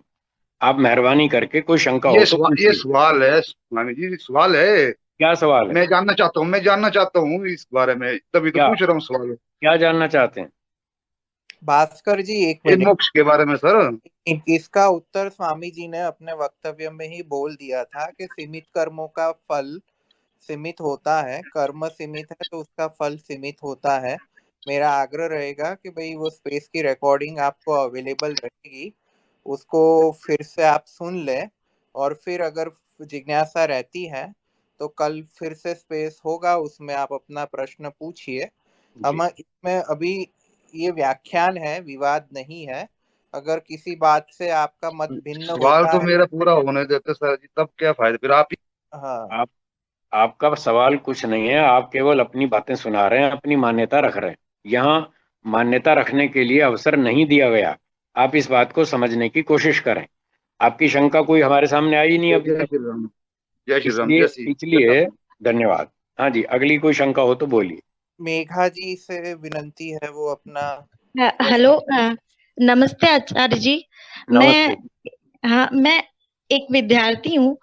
अगर हमें परीक्षा के लिए पढ़ाई करनी है तो उसे हम बिना डर और बिना निष्काम भाव से कैसे कर सकते, क्योंकि वो जब आता है मन में तब डर तो होता ही है। तो परीक्षा के लिए अगर पढ़ाई करनी हो तो उसे निष्काम भाव से कैसे कर सकते हैं? मेरा इतना ही प्रश्न है बस। देखिए, परीक्षा जब आती है या पढ़ाई करते हैं तो डरने की आवश्यकता नहीं है। डरता कौन है? वो डरता है जिसका आईक्यू लेवल कम है, जो पढ़ाई में मन नहीं लगाता, जिसको पढ़ने में रुचि नहीं है, पढ़ना नहीं चाहता, पढ़ने से काम चोरी करता है और खेल कूद में और दूसरे कामों में रुचि ज्यादा होती है, उसको डर लगता है। अगर आपको ये सारी समस्याएं नहीं है, आपको पढ़ाई में रुचि है, आपका आईक्यू अच्छा है, आप रेगुलर पढ़ाई करते हैं, टाइम टेबल बनाकर पढ़िए, हर रोज पढ़िए और साल भर पढ़िए। सिर्फ परीक्षा के दिनों में या उससे 2 महीना पहले नहीं, साल भर पढ़ना चाहिए, हर रोज पढ़ना चाहिए, अपना सिलेबस कंप्लीट करना चाहिए, उसको ठीक से अध्यापक से समझना चाहिए और रोज होमवर्क करना चाहिए। जो व्यक्ति ऐसे पढ़ाई करता है उसको कोई डर नहीं लगता, नहीं, वो वही। बिल्कुल डर नहीं लगता। जी, ठीक। ठीक है, धन्यवाद। और किसी का प्रश्न है? जो ऋग्वेद का प्रथम मंडल का 24वां सूक्त का दूसरा मंत्र है, उसके भावार्थ में जो पाप पुण्य की तुल्यता से मोक्ष के बाद जन्म प्राप्त होता है। हाँ जी, ये ऋषि दयानंद जी कहते हैं। हाँ जी, तो हाँ जी। यहाँ पे तुल्यता का आपने कहा कि कायम काट नहीं सकते, वरना तो ईश्वर अन्यायकारी हो जाएगा। ठीक है, ठीक तो है। यहाँ पे तुल्यता से अर्थ अगर हम बिल्कुल इक्वल ले लेंगे, पाप पुण्य को पाप और पुण्य की इक्वल होंगे तो फिर मोक्ष के बाद जन्म होगा। तो ठीक फिर है। तो बिल्कुल इक्वल तो होते नहीं है, तो फिर हाँ, कायम कटे हैं कुछ, इसका या फिर इसका तुल्यता इस, का अन्य इस, अर्थ लेंगे। इसका उत्तर सुनिए। तुल्य का अर्थ ये नहीं है कि मोक्ष में जाने से पहले जब पाप पुण्य तुल्य हो जाएंगे तब मोक्ष होगा। इसका अर्थ ये नहीं है जो आप समझ रहे हैं। इसका अर्थ ये है, मान लो एक व्यक्ति मोक्ष में गया, उसके पुण्य कर्म बचे हुए हैं 80,000 मोक्ष में जाने से पहले, और पाप कर्म बचे हुए हैं 30,000। ये बैलेंस है उसका, तुल्य नहीं है, अतुल्य है, कम अधिक है। अब उसके अविद्या का दग्ध बीज हो गया, अविद्या 5 क्लेश उसके नष्ट हो गए पूरी तरह से, और उसका अब मोक्ष हो गया। अब जब मुक्ति से लौटेगा तो इस वेद भाष्य के अनुसार जब ईश्वर उसके पाप पुण्य तुल्य करके पहला जन्म देगा, तो वो कैसे तुल्य करेगा? 80,000 पुण्य में से 5,000 पुण्य निकालेगा और 30,000 पाप में से 5,000 पाप निकालेगा। तो 5,000 पुण्य और 5,000 पाप ऐसे तुल्य करके उसको पहला जन्म देगा। 30 में से 25,000 पाप उसके स्टॉक में जमा रहेंगे, 80 में से 75,000 पुण्य उसके स्टॉक में जमा रहेंगे। केवल 5,000 निकाल के तुल्य करके उसको पहला जन्म मनुष्य का देगा। इस वाक्य का ये तात्पर्य है, इसमें कोई अन्याय नहीं है। मेरी बात समझ में आई? जो मतलब बाकी बच गए उनका भविष्य में, उसका समय समय पर भविष्य में मिलेगा। सारे कर्मफल तो एक बार में कभी भी नहीं मिलते, हमेशा स्टॉक तो बना ही रहता है, क्योंकि सारे कर्मों की क्वालिटी एक जैसी नहीं है कि सारे कर्मों का फल एक शरीर में दिया जा सके। कोई कर्म ऐसे हैं जो उल्लू के शरीर में जिसका फल मिलेगा, कोई कर्म ऐसे हैं जो बकरी के शरीर में मिलेगा जिसका फल, कोई कर्म ऐसे हैं जिसका फल वृक्ष की योनि में मिलेगा, कोई कर्म ऐसे हैं जिसका फल व्हेल मछली में मिलेगा। तो सारे कर्मों का फल एक शरीर में कैसे देना पॉसिबल है? इसलिए स्टॉक में तो हमेशा रहेंगे ही कर्म। इसलिए कर्म भी प्रवाह से अनादि हैं। जीव के कर्म प्रवाह से अनादि लिखे महर्षि दयानंद जी ने, आर्योदेश रत्नमाला पढ़ लीजिएगा। तो इसलिए कर्म हमेशा बचे रहेंगे। थोड़े थोड़े कर्म निकाल के उनका बैलेंस बराबर करके ईश्वर मुक्ति में के बाद पहला जन्म मनुष्य का देगा। ये महर्षि दयानंद जी का तात्पर्य है। ठीक है, स्वामी जी, अगर यहाँ पे तुल्यता का अर्थ उसके अनुकूल या अनुरूप ले ले तो? किसके अनुरूप? जो मोक्ष होने के बाद जो कर्म फल बच गए, हाँ अगर 10,000 शुभ कर्म है, 2,000 हाँ अशुभ कर्म है, हाँ। तो काफी अच्छा जन्म मिलना चाहिए, तो काफी साधारण अच्छा जन्म क्यों ना मिलना चाहिए? करके उसका कारण क्यों? बताइए, अच्छा क्यों मिलना चाहिए? 2 बार मिलता है क्या कर्म फल, या एक बार मिलता है? हाँ, जी एक एक बार। बार तो मोक्ष में मिल गया। अब जब हाँ अगला अगला जन्म, जो पहला जन्म मिलेगा, वो आपके कानून से मिलेगा या ईश्वर के कानून से? हाँ स्वामी जी, ईश्वर के कानून से। तो ईश्वर का कानून है 0 किलोमीटर से यात्रा शुरू करो, ये ईश्वर का कानून है। और 0 किलोमीटर का मतलब शूद्र परिवार है, 4th क्लास फैमिली। ईश्वर के कानून से मिलेगा, आपकी इच्छा से नहीं। इसलिए अपने मनमानी कल्पना से अर्थ मत निकालिए, ऋषियों का अर्थ समझने की कोशिश करें। जी ठीक है, हाँ, धन्यवाद स्वामी। धन्यवाद। तो अ, समय पर्याप्त हो गया, हाँ आज जी की जी। सभा को विराम की ओर ले चलते हैं, बाकी चर्चा कल करेंगे। संचालक महोदय से निवेदन है, अंतिम कार्यवाही प्रारंभ करें। स्वामी जी का खूब खूब आभार आज का वक्तव्य के लिए। कल भी रात को 9 बजे मोक्ष के विषय पे फिर से चर्चा होगी। जिन लोगों के प्रश्न बाकी है या जिज्ञासा है, उन लोगों को मैं आग्रह करूंगा कि अपने प्रश्न हमें पहले से भेज रखें, तो स्वामी जी को हम दे देंगे, तो उसको व्याख्यान में सम्मिलित करने का वह यत्न करेंगे। मैं स्वामी जी से आग्रह करूंगा कि वह शांति पाठ करके सभा का समापन करें। जी। ओम द्यौः शान्तिरन्तरिक्षं शान्तिः, पृथिवी शान्तिरापः शान्तिरोषधयः शान्तिः, वनस्पतयः शान्तिर्विश्वे देवाः शान्तिर्ब्रह्म शान्तिः, सर्वं शान्तिः। शान्तिरेव शान्तिः, सामा शान्तिरेधि। ओम शान्तिः शान्तिः शान्तिः। सबको सादर नमस्ते जी।